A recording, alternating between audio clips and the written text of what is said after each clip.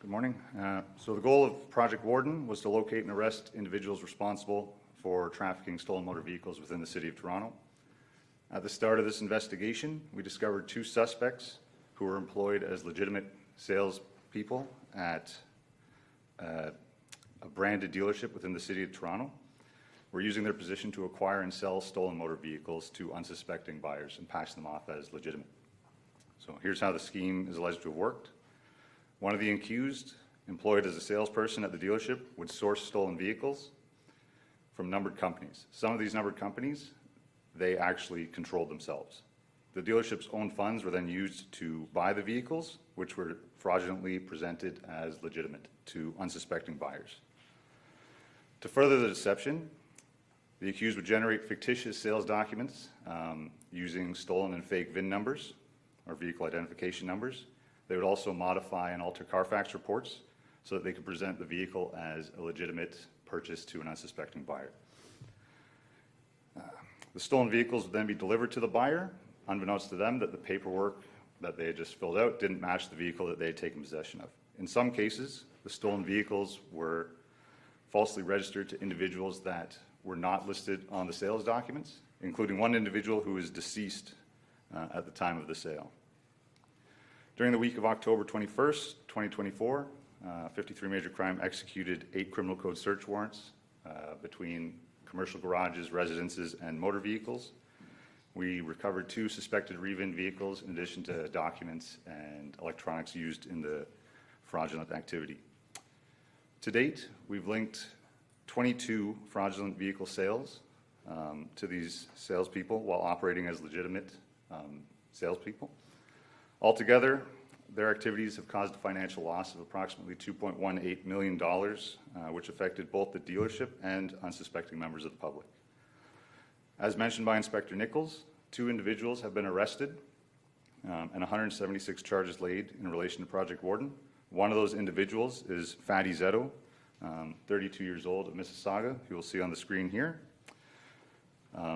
We do believe there are more individuals that have purchased some of these illegitimate cars that we're unaware of, and we're asking anyone if they're familiar with Mr. Zetto or if they may have purchased a vehicle from him to contact the 53 Major Crime Unit at 416-808-5306. As always, when purchasing a used vehicle, we recommend people do their due diligence by purchasing independent vehicle history reports and comparing them to the vehicle that you're purchasing. I just want to take a chance to thank the hardworking members of 53 Major Crime for helping to break through this complex investigation. I'll take any questions now. Were the 2 suspects at the same dealership, working out of the same dealership? Yes, they were. And was the dealership aware that their sales employees were behind this fraud? They caught on several months after they started, at which point they did report it to the police, yes.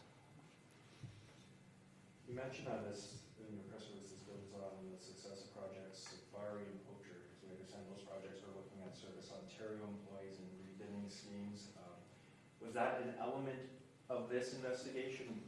Did these 2 accused work in tandem with Service Ontario employees as well?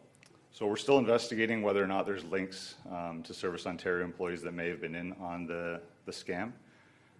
In terms of building off of Project Poacher, the way that worked was while following up with the multitude of re-VIN vehicles that were seized and recovered during that operation, we saw a few that linked to one of the accused numbered companies. In investigating that, we found the police report filed by the dealer shortly before we stumbled onto it, and that's where the investigation started.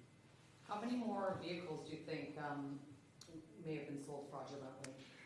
At this point, it's hard to tell. They were operating for about a year, to our understanding. The 22 that we have is in consultation between our investigative checks and documents provided by the owner of the dealer.